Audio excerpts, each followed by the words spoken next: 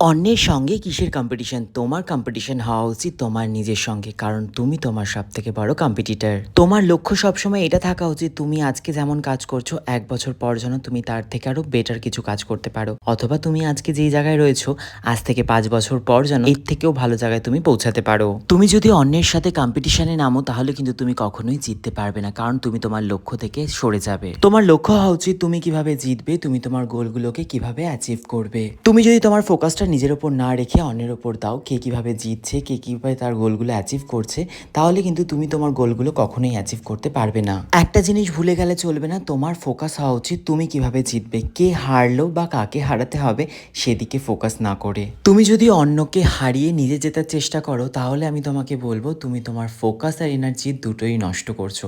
সেই ফোকাস আর এনার্জিটা তুমি তোমার ওপর কাজে লাগাও, তাহলে তুমি দেখবে নিজেকে তুমি আরো অনেকটা বেশি গ্রো করতে পারছো।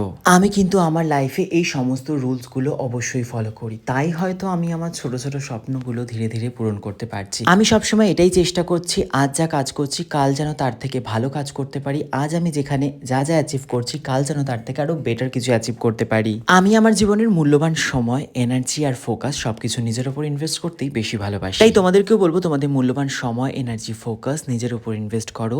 দেরিতে হলেও সাকসেস কিন্তু অবশ্যই আসবে।